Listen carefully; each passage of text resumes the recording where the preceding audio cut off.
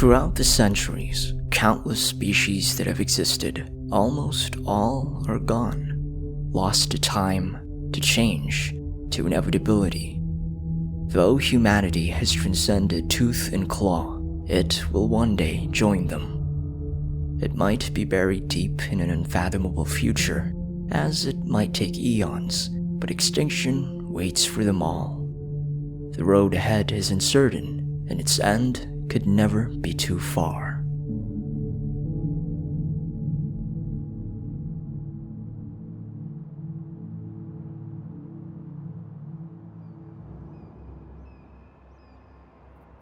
In this world of Wuthering Waves, imagine a time when humanity has long since adapted to a hostile environment, with roaming monsters and raging disasters. Darkness, global destruction, and unrelenting earthquakes have thrown the planet into chaos. In spite of this, humanity has avoided extinction. Yet, in this new world, the different laws of nature were changed, the weight of gravity reversed, and now it all revolves around this idea of sound and frequency. It's only up to humanity now, whether hope is enough to carry them through to survival. This is Wuthering Waves, and it has tons of lore behind it. So, let's talk about it.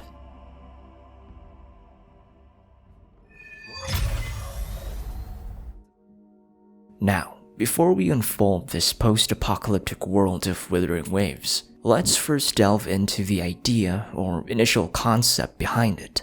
If we take this interview with Dong, one of the developers, he mentioned that the inspiration behind the world-building of Wuthering Waves is from Hideo Kojima's Death Stranding. Examples are the Retroact Rain, similar to Death Stranding's Timefall, Tacit Discord similar to the BTs, and both environments set after a cataclysmic event. So during the early stages of development, the developers envisioned a dark and gritty atmosphere, a treacherous terrain where players can become familiar with, keeping in tone with the themes we saw in Death Stranding. However, in their first closed beta test, a majority of the community made some criticisms regarding the desaturated tone and bland themes of the game's world, as well as a whole pile of localization issues with the story and dialogue. Taking this feedback into account, Kuro decided to make the world more saturated with colors and bright environments, as we can see from this footage from the second closed beta test. As for the story, I read some comments from users that it was kinda boring and filled with bloated terms that made the player confused. So with this, after the second closed beta test, the same developer, Dong, mentioned in another interview that they rewrote 90% of the story, taking them 6 months to do, which in their case was such a short amount of time. In spite of this, Dong also mentions that although the game underwent a massive amount of changes, they still kept in line on how they first envisioned it to be. It's still going to be this post-apocalyptic environment, and the various ruined skyscrapers, broken highways, and scattered cars we can see in the released version is proof of that. Now, watching their past videos on how they were creating the setting for the game, they mentioned that it was quite a new challenge for them, since this was their first open-world game, as well as the first to be developed using the Unreal Engine 4. Safe to say that after version 1.0, they've made quite a lot of improvements for the game, updating the exploration mechanics, UI and equipment system, and improving the writing for the story, as we evidently saw by version 2.0. Okay, with that out of the way, what is then the plot behind Wuthering Waves? When did it all start? So as for the story, it begins in the 21st century era where humanity was at its peak of technological innovation. However, it all was destroyed due to a cataclysmic event called the Lament. It was this destructive force that suddenly appeared out of nowhere, redefining the laws of nature, causing gravity loss, and started a whole chain of disasters, with earthquakes and tsunamis. It reshaped the world by making it revolve around the concepts of sound and frequency. Soon, various monsters appeared from deep beneath the oceans, destroying what's left of the coastal cities, and went further inland. These creatures would be later called Tacit Discords, or TDs. Now, before getting to what happened next, was it ever revealed who was the one responsible behind this lament? Well, from the first closed beta test, it was explained that an otherworldly being caused white strings to rise up to the sky and took control of the planet's fate. Now, we're not sure if this was kept in the released version of the story, but it's possible that this being is the same with this mysterious woman who appeared in the opening cutscene for the game. We're not entirely sure if this mysterious person is a friend or foe, but let's assume that Kuro would explain this in the future. So anyways, what happened next? From the Lament, which means an expression of grief or sorrow, it nearly resulted in the extinction of humanity, destroying countless countries, marking a time of grief for the whole world. Regardless of that, some of humanity survived, taking refuge within underground areas such as metro stations, bunkers, and even sewer systems, giving them a slight chance to rebuild civilization. Now, in the first closed beta test, the time that took humanity to rebuild and return to the surface took them 100 years to do, and it was initially planned that Rover and their story would start around the year 160. However, since this was an unrealistic time frame for humanity to rebuild society from scratch, it was massively changed and rewritten for version 1.0. Therefore, in the final release, after the Lament, 4 more incidents came after, and all this happened within the span of 10,000 years. Surprisingly, humanity would manage to survive these 5 occurrences of the Lament and eventually rebuild their societies, having 6 nations now present with Huanglong, Renacita, and the New Federation as the first 3. But wait, how did humanity return to this stage of their civilization? How did they manage to survive 5 versions of the Lament? Let's first take note that we are currently in the post-Lament era of the game's overall timeline. This is indicated via these posts from the official posts of Wuthering Waves. With that said, in this span of 10,000 years, it is somewhat of the dark ages of Wuthering Waves since there's little we know about this period. If you explore or read some of the archives in the game, they reveal absolutely little. We only got bits of info on this by the Tethys system from the Black Shore's quest. So, to make it easy to follow, let's name this time of 10,000 years as the Lament era. Now, as far as we know, we only have this black and white cutscene of Rover's past taken from the first closed beta test. It's clearly not meant for a final release, but it hints that Rover was once part of a civilization that existed during this Lament era. With no other clues as to where or when this happened, let's then talk about how humanity eventually relocated to the surface. Following the first ever Lament, the survivors who fled underground eventually recovered by forming new communities within the metro stations and sewers. As time passed by, these small communities grew to large societies, which ultimately posed a problem. The living spaces underground were getting too crowded, so they tried to return back to the surface, yet quickly noticed that it had become inhospitable by the effects of the Lament. But how exactly was it inhospitable? Well, while there were still the creatures that roamed the surface, there was also this so-called disruptive white noise that was deadly to a human's nervous functions. Because the Earth's laws of nature were changed, the humans needed to adapt and find subtle ways to allow them to return to the surface. So what did they do? Within the underground colonies, humanity began inventing these special suits that allowed them to suppress this white noise and safely traverse the surface. Little by little, the humans went out from their underground homes, reclaiming their world. So where are these suits now? Why can't we see them used by most people? Well, it's because these suits were uncomfortable for everyday use, and most of the population felt restricted when wearing them. Didn't we all feel the same way wearing these face masks or face shields during the pandemic? To solve this issue, they invented these gourd-shaped terminals, geared with the same protective effects of the suits they made. These terminals are now mostly used by our characters and are often carried in their waists. Thanks to these terminals, humanity was able to come out from their underground colonies and relocate on the surface, eventually naming the world as Solaris 3. Now, why Solaris 3? Well, the word Solaris comes from the Latin language meaning of the sun, so this implies that it is the 3rd planet located from the sun. So that's basically the whole plot point they had in mind for how Wuthering Waves started. And this story already kinda reminds me of books like the Metro series and other post-apocalyptic dystopian plots. So you may have noticed some technical terms such as resonators, remnant energy, tacit discords, Vernodians, and more. Well, these are all words taken from the glossary of sound and frequency, which was what the developers of the game, Kuro, used in creating their own fictional version of planet Earth. To try and explain these terms, let's first start with the retroact rain. This is a type of phenomenon showing projections of past events and appears as a typical rainfall, but the droplets fall upward, defying gravity and further disorienting those below.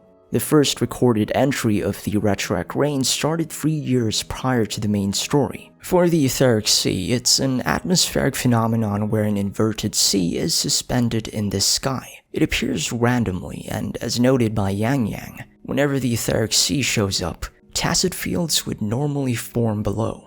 As for tacit fields, these are hazardous zones and are simply the birthplace of tacit discords. These monsters that appeared in the Lament, they are distorted figures in the form of cars, wolves, boars, traffic lights, and even plants. In the game's mechanics, once these tacit discords are killed, they turn into reverberations, somewhat appearing as phantoms that one can absorb using their gourd-shaped terminals, called the Pangu terminal.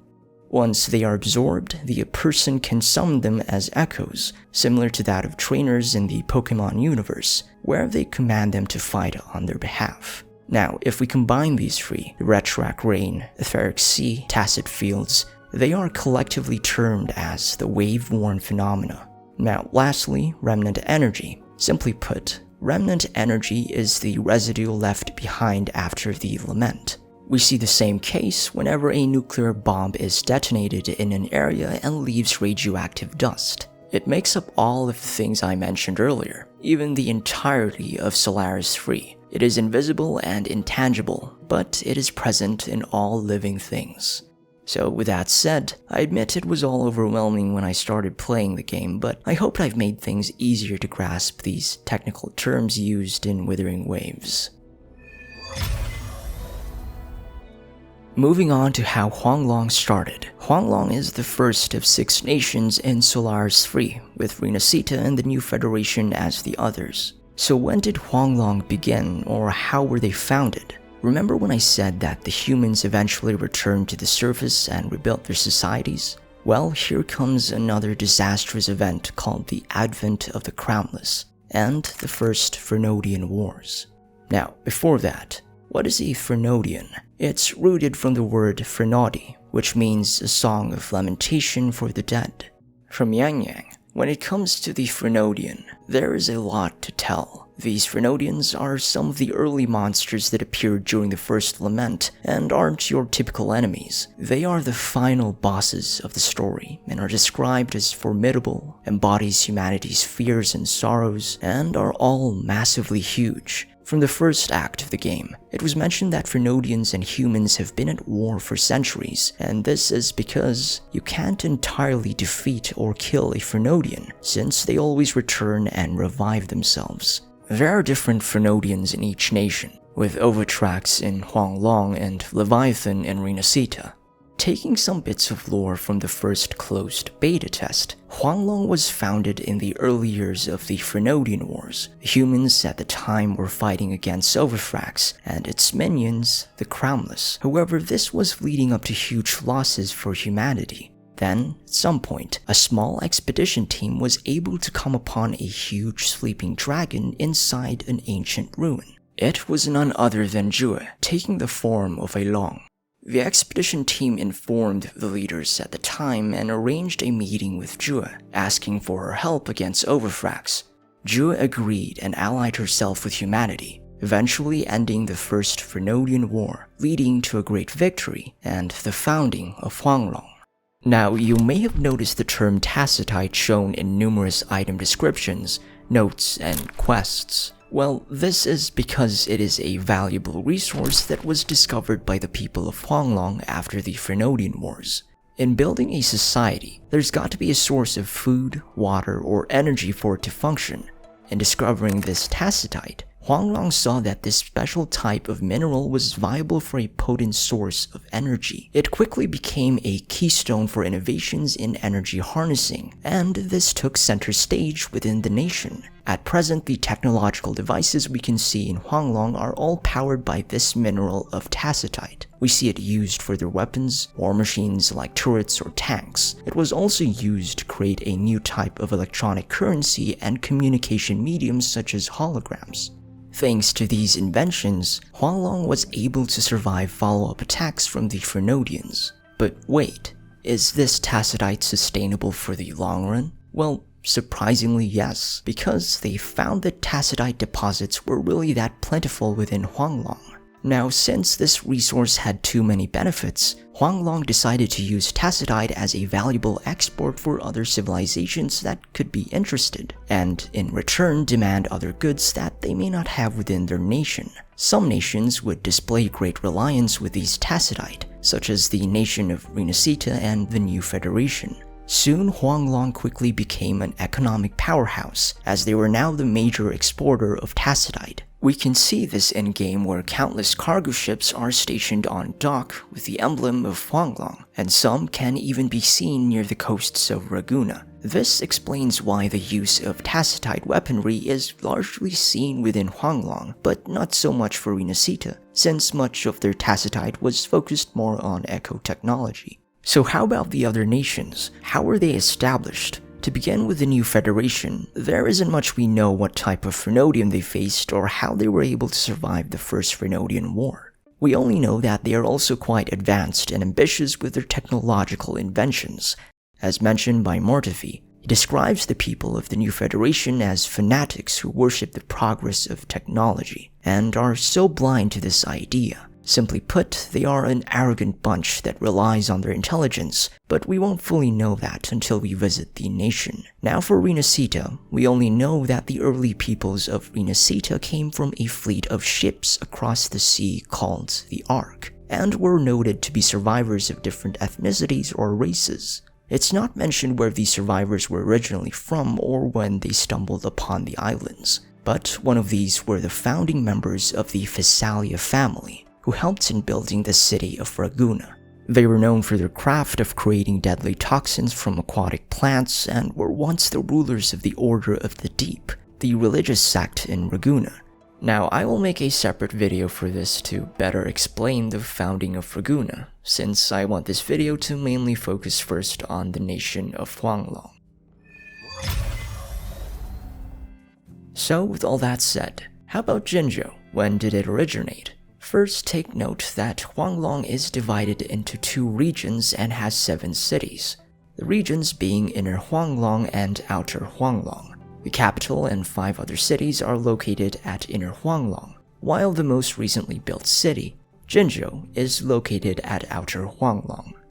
Now, after the First Fernodian Wars, as Huanglong was progressing at a fast rate, they were under constant attacks from tacit discords. Then, at a critical moment, a tacit field appears near the Norfolk Barrens and ravages the region.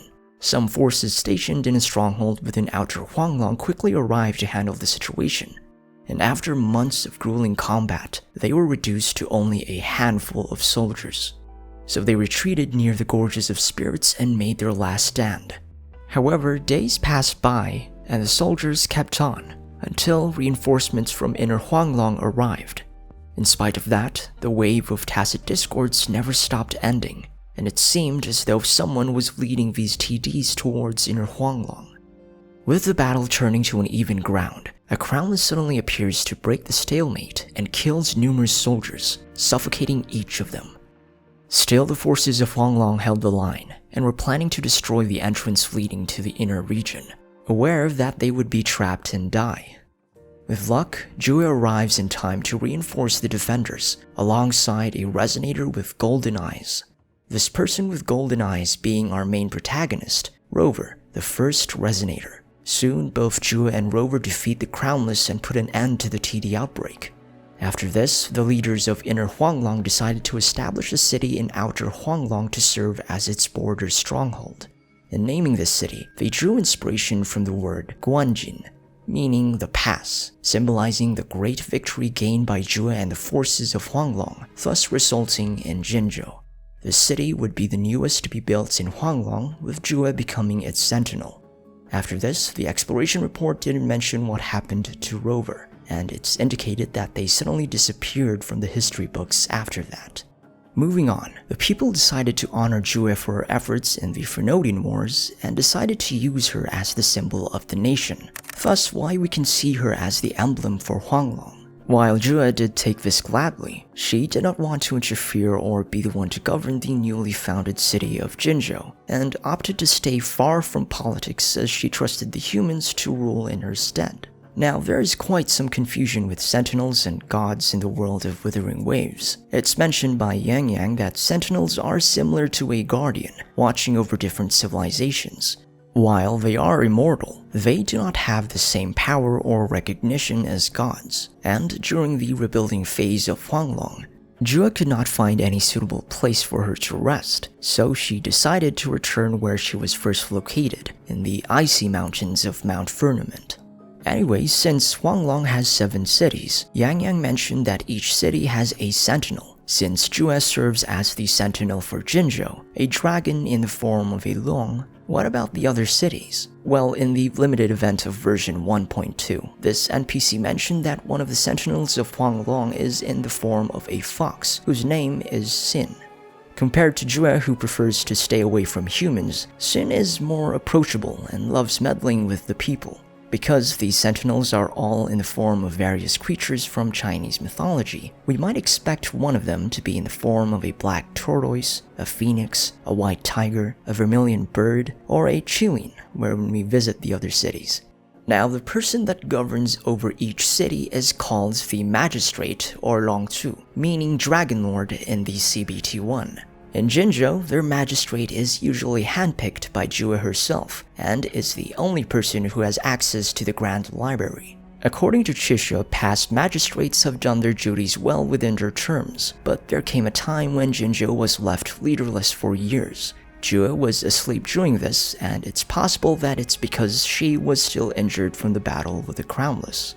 During this time of a leaderless Jinzhou, a deadly pandemic known as Novafei spreads within the region and causes hundreds of people to die, with numerous villages being abandoned.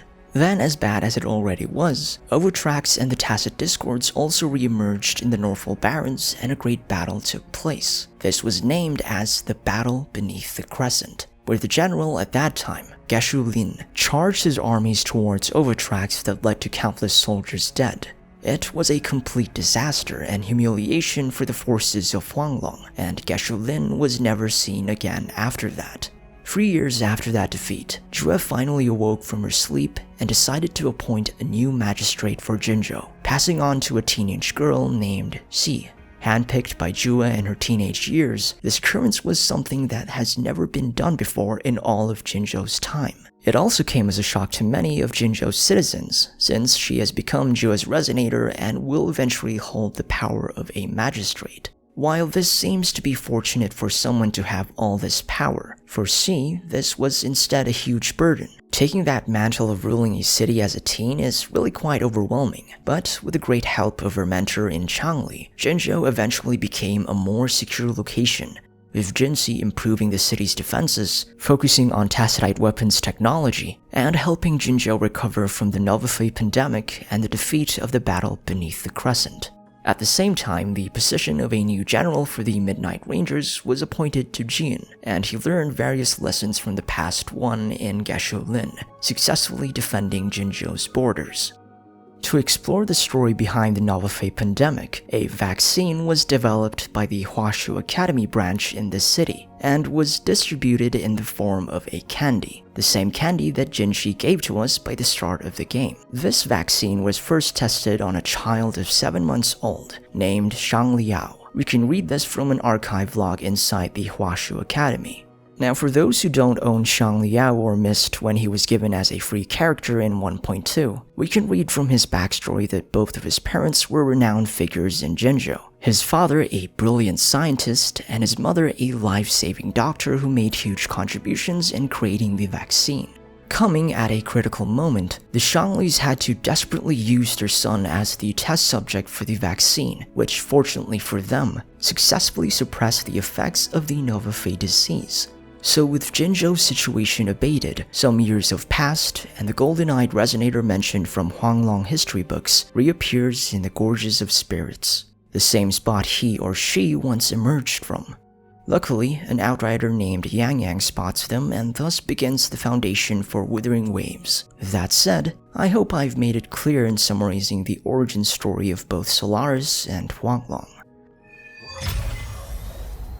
With that, how about let's explore the different groups or factions within Jinzhou. So, in this city, let's start with the Huashu Academy, a research branch of Huanglong who studies all different sorts of things such as tacitite weaponry, biology, or tacit discord anatomy. They were the first to create these resonance nexus, which reveal our map when activated, since it connects to a person's Pangu terminal, giving them access to its coordinates. We can find the first nexus inside one of their branches in Jinzhou here. As a quick info, if you've done the quest series, Listen to Animals, it's noted there that they are currently working on an animal translator, which is a bit unnecessary, but quite funny. Characters such as Mortefi, Baija, and Shangliao are from this faction. Moving on to Lolo Logistics. As their name implies, they are a courier company that delivers materials and transports goods across the 6 nations on foot. Since the game is inspired from Death Stranding, I have a feeling Kuro added this group as a reference to that. We can find their numerous merchants with white gold luggages traveling all over Huanglong. But why not use vehicles for transport instead? Well, this is because most of the roads in Huanglong are often blocked due to abnormal formations of tacit fields, and traveling on foot is more secure. So far, the only character we have that comes from this group is Lumi. Onto the Public Security Bureau is Jinzhou's government branch that investigates crimes and manages public order. From Zhe's story quest, they were the ones who handled the selling of counterfeit paintings and arrested the suspect. Some of them are also involved in undercover work with the NPC Chanchan and Yunlin as examples, turning into Mission Impossible spies for Jinzhou. So far, the characters we have from this group are Yunlin and Chisha. To share a bit of lore for Chisha, in her youth, her real name is actually Ma Xiaofeng, and migrated to Jinzhou from the Central Plains years before. At some point, Chisha was saved by a member of the Public Security Bureau, who was revealed to be Yinlin. Inspired by her, Chisha decided to train and join the same department years later, gaining the position of a Jinzhou patroller. Going now to the Pioneer Association. Similar to the Adventurers Guilds of Genshin, they are the central hub for exploration and offer rewards. One thing interesting about them is that the group was founded even before the Lament happened, and were originally called the Universal Geographic Society, or UGS. From this NPC Zhuyi, he mentions the Icebreakers, somewhat the highest tier in the Pioneer Association. These icebreakers were renowned for discovering ice glaciers, volcanoes, and were even the first to witness powerful tacit discords. It will be interesting if we'll ever have a character that is a member of these icebreakers. Now, the only character we have from this group is Verena.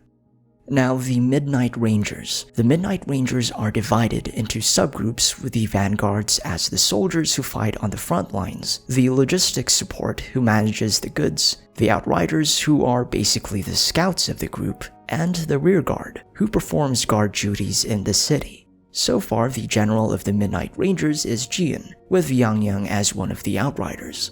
With Danjin, I think she's also one of the Outriders, since she seems to operate on her own and provides intel to her group.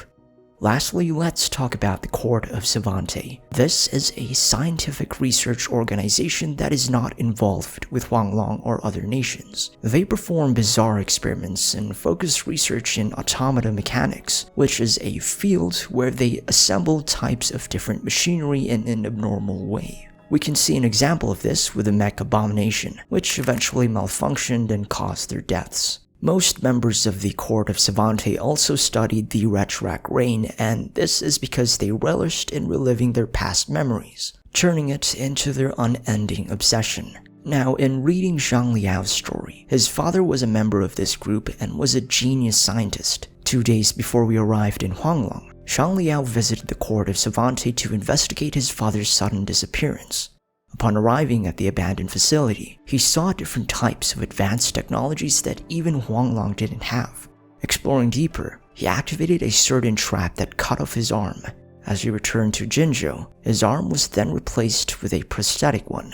So anyways, for the court of Savante, we currently have no characters involved with this group. Now let's end the video here, but there will be more coming soon, with Renacita and the Black Shores in mind. I'm really sorry for the long wait for this video. It took me a bit of time to return to playing games and adjust with the daily schedule of going to work and making content.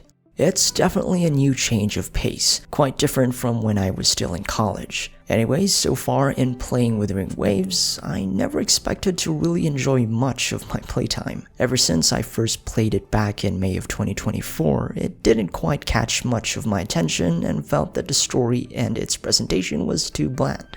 I still remembered that awful delivery of the female rover in the arrest scene of Scar. While I'm aware it's the voice director's fault for not informing the voice actress, it's just this memorable moment I can think of when I was playing this game in version 1.0. However, I still kept playing, and mainly because I began to grind for pulls as soon as I saw Yinlin's banner. Then for version 1.1, there were definitely some improvements with the writing of the story, especially how they handled Jinchi's arc. After that, a lot of things began to get my attention, and I decided to uninstall Wuthering Waves. Fast forward to version 2.1, and I decided to install it again and maybe see what the hype was about. Turns out, it felt as though I was now playing a different game. The UI was changed, a whole ton of Q&L additions, and the quality and flow in the story writing really felt immersive. Since then, I've collected every chest, done every puzzle, and finished every quest. I've realized that the exploration in this game is not that tedious, especially with the addition of gliding mechanics for Renacita.